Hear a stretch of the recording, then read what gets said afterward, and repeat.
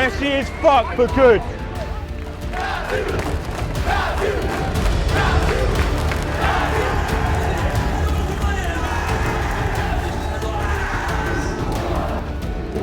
This is a lesson. We're going to come back. Let's go, boys!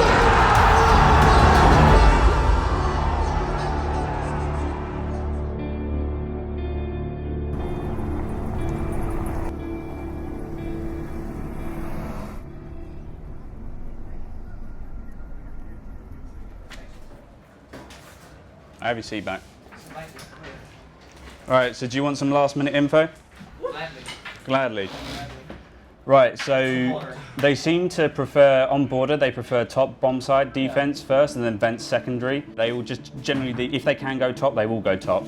So on armory lockers, they go mirror, smoke, Jaeger, bandit, and pulse. Sometimes they take frost. Yeah, I saw that. I've got serious dry mouth. Must mean that the game's close. So I'm Shaz, or Tom. Basically, I can be anything under the sun. I could be a nanny, I could be just looking analytics at the opponents, I could be looking at our own strats, all the way back to, again, like banning what maps do they play and what maps do we play and should we pick up a new map. Just need to keep calm when you're on stage, boys, because these guys are going to be more nervous than us, so just let them shake themselves apart.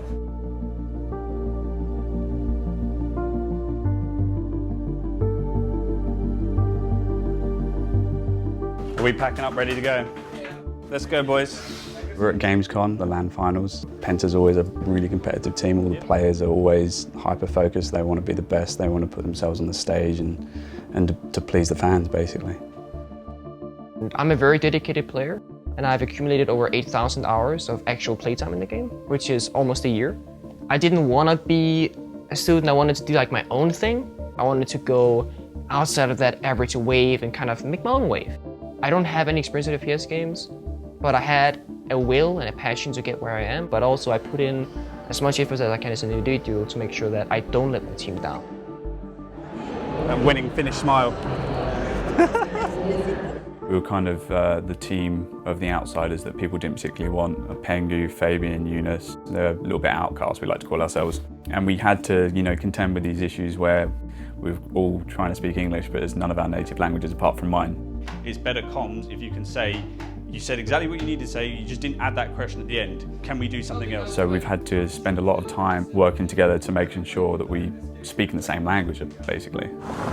Before every LAN, we go to Berlin at the Penta headquarters and we boot camp there for a week roughly.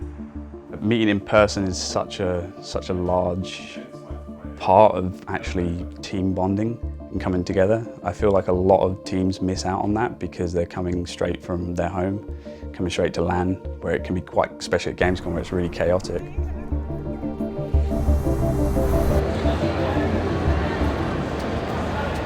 Penta against Team Font. Let them hear your support here at Gamescom. I've always kind of been in the background, organising the players, really working out any issues and working out, trying to grow these people into the certain roles that we needed within the team. I lead from the back, boss. That's probably the best way to describe it. I make sure that we're always talking, that there's no fights, that everyone's on the same page, we're pushing towards the same goal. I'm the person that sits above that and can see everything that's going on between the different players and their different roles and what their objectives are within the game and their own life that's going on as well around them. So basically, boys, you just need to keep calm because you're panicking. I mean, Shaz is, he's everybody's stepping stone because he looks at all our gameplay, both from a fundamental perspective, but also mindset. And he's like the guru. Like, if I have an issue, I can come to Shaz. And if I have an issue, but I don't know I have an issue, he'll come to me. So he allowed everybody to function. Even though it's only 10% better, that 10% makes all the difference. Penta, ladies and gentlemen, are going to the grand final! Boys, come on. Messy as fuck, but good. Fucking good. Next one, elevate. Take it back the entire way. We got an hour. Shaz could probably be my father at this point. He feels that father figure for me that I've never had. I talked to the guy about girls, about private stuff, about hardships, and he's just always there for a good talk. But it's just a mind game, boys. Today we let it slip just now a little bit. We need to pin down the mind game, yeah? Fucking shaking like fuck. Yeah. So elevate, band consulate, band border and band coastline. It could be a coastline game. I reckon it's going to be a coastline game. It is grand finals time. Can he grab a third? No, he grabs two. Cadence gets it. And it looks like Penta Sports is going to be the champions here. They're going to be Boys! Again, here we are! And that was the first time that I realized how much it could mean to me. And you play for so much more than yourself. You play for your fans, you play for your sponsors, you play for your organization, and your teammates, and yourself, of course. All the hard work, all the time, just makes it all worth it.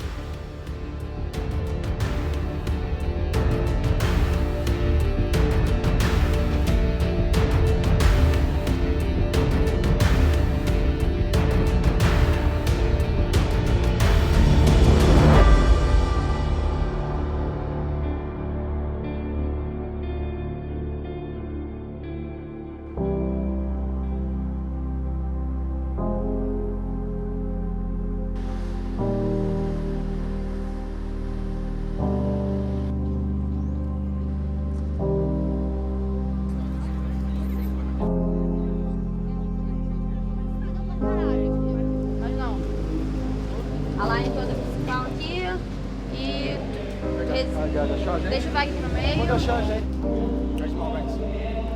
Black Dragons contra a Penta.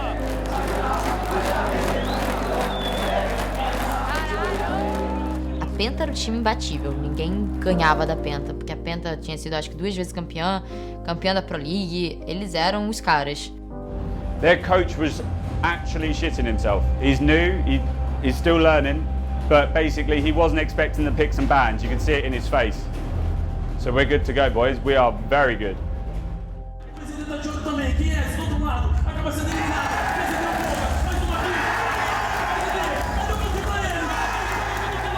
Vai caindo mais um jogador, é o último agora, tá sozinho, o Penta agora não tem mais oportunidade de vitória, vai tentando pegar essa eliminação, e é a Black Dragons, vai chegando na final.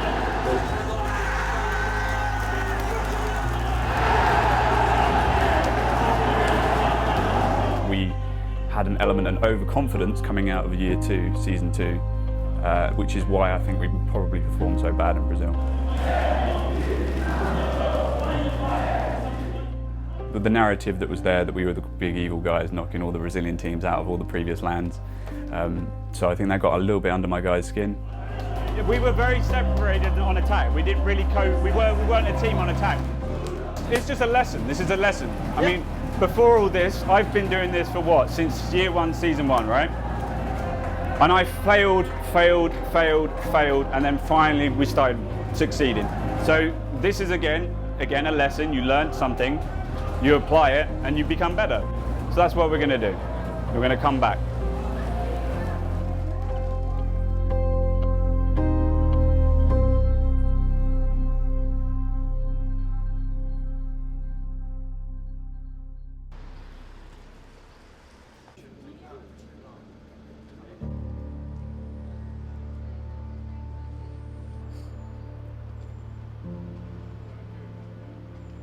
I'd been working like my day job, and I've been basically coaching as well, so I've been doing a lot of hours leading up to it. It was like say goodbye to your life, buckle down for 3 months in the preparation for Brazil, so it was like a massive blow.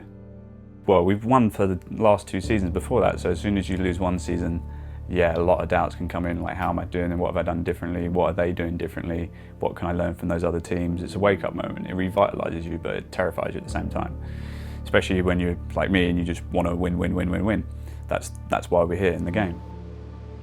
Whenever you're at the top of your game or the pinnacle of a competition, everyone's eyes are always on you. You can't escape the attention. Everyone's going to be looking at what you do, how you do it, what time, what side of the bed you sleep in, what times you wake up. Every little aspect of it, that you will be under a microscope. So I believe that yes, the more times that you win, the more times you're at the top, the more you have to be fearful of watching out for other people.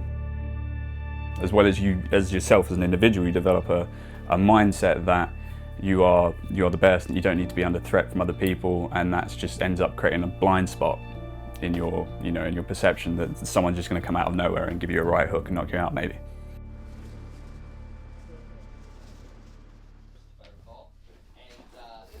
Sorry, the chaos of my mind. There we go. So a lot of my time as a coach is spent looking at this kind of stuff where I'm watching what the other teams are doing. VODs like this I'd end up watching probably 4 or 5 times just to try and get all the little bits of information. I kind of realised after Brazil that I needed to commit time again back towards it. You know, if you're ever in esports, in my position, it's a little bit iffy. You don't know what's going to happen in life, what's going to go on. It's all chaotic but brilliant at the same time. So I kind of had a bit of an epiphany, just to sit down and really think about it, and I wanted to do something that I'm passionate about, so I put more time into this, cut back on the day job, just so I can really commit to the guys, because they deserve it. They spend their life at the moment playing the game and really making sure they're up to par. So if I expect them to put the work in, I should as well.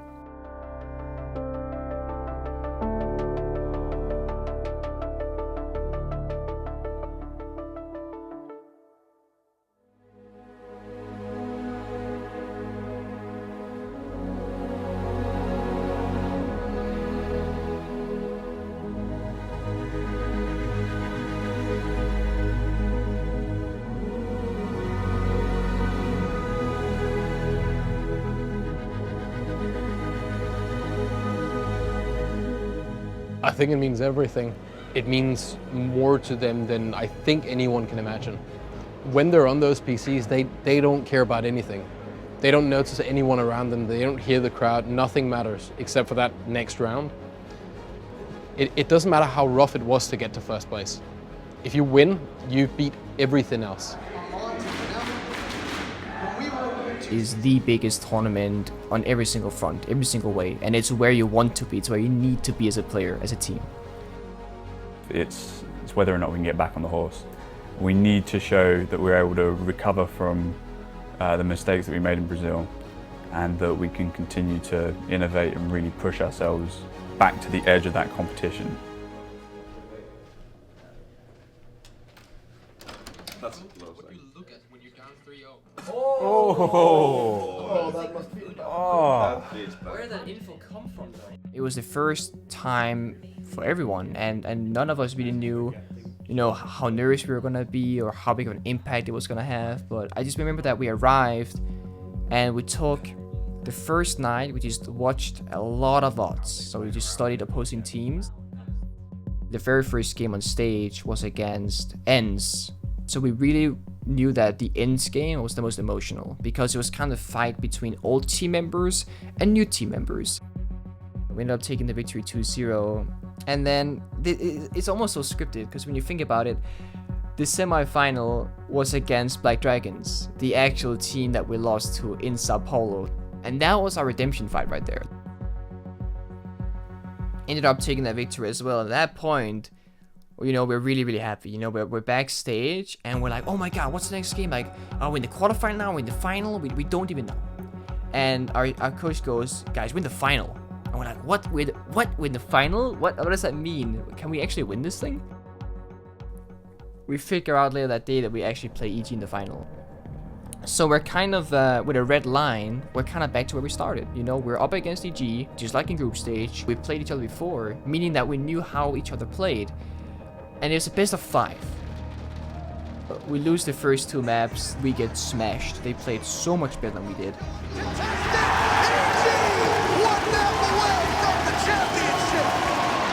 go, boys! Fucking fantastic map. Fantastic. Listen to me. This is to you. You got those big ass plays that we're trying to make. We cannot make them. I need you alive. I need you to stay alive. I remember when we lost the second map, I looked at the crowd and I was kind of going, this was a good tournament. I'm really happy we got to the final. Like, I was actually kind of mentally giving up. I believed that we had lost. We never took it properly from West Main or controlled kitchen or anything else. But whatever, map's over. Now we're on cafe. We've got 3 minutes. Let's calm down. So much fucking pressure is on them right now. Yeah, they are the biggest favorites, and they are down 0-2. Just relax, okay?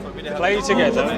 And I can't be happy and I can't be glad and not shout at you if we don't do our basic shit. They are shitting their fucking pants right now. Boys, this is it. There's no excuses now. Yeah. They have everything to lose now. We have 0-2. This is our next map. You can't really give yourself hope. That needs to come from someone else when you're down. That was Fabian in that tournament. The very first round, you can see a momentum swap instant. Be able to eliminate Amante, but Penta takes their first map. I think that's actually the entire definition of like playing to the highest level. I think that is when your back is against the wall. Either you play now or it's over. Baiting it out, goes for the ADS. Necrox can't hit his shot, and Fabian wins it. How does that happen? Map number 5 between two extraordinary teams. 2 seconds. Young pushes up, running out of time. Neither get it. Penta, hold on. Oh my! Match point. Penta, rather the Hibana, just waiting. They'll look to push together. The diffuser in a position where they'll have to see when the Hibana goes through. One will cover the doorway as they start to defuse. Pengu goes for one on the Young. Can he go the second?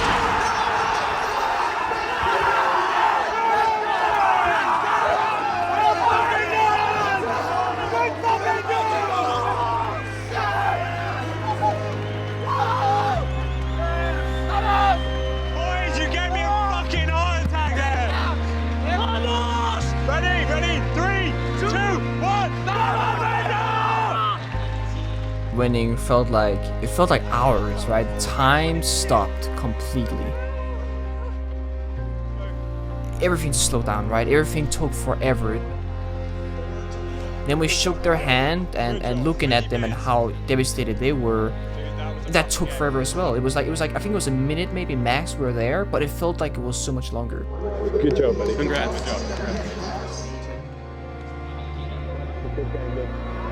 Don't take it too much, okay? Come on. We love you. We fucking love you. We all fucking love you.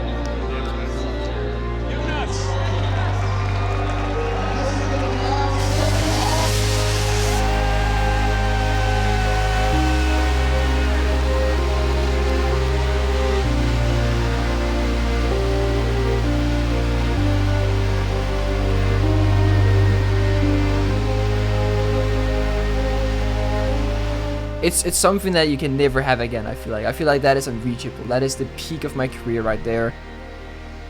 It's tatted on my arm. Trophies on my shelf. You know what I mean? Like, and I don't think it'll be topped ever. It's like the happiest moment of my life, I think. That's winning Invitational. That's one thing I could relive from the last 2 or 3 years. It's definitely winning Invitationals. I'm just so proud of my boys. We made this a year ago with the ambition, literally at Invitationals, to come here a year later and win it, and we've done it. Just. And this was are the world champions of Rainbow Six Siege. It's the biggest emotion gap that I've had in my entire life so far. It's love, it's passion, it's hate, it's sadness, it's fulfillment, it's joy. Boys, we just put on the show of a year. Come on, 2-0. Fucking amazing. Hey, it was. Thank you. Oh, thank you. Good work, my friend. Good work. Congratulations. And in the end, you know, when the interview was over, when Matt then looked at me and said, "I'm proud," and it just kicked me really hard. I broke down in tears immediately. It was so bad. He just said, "I know. You know, I know that feeling."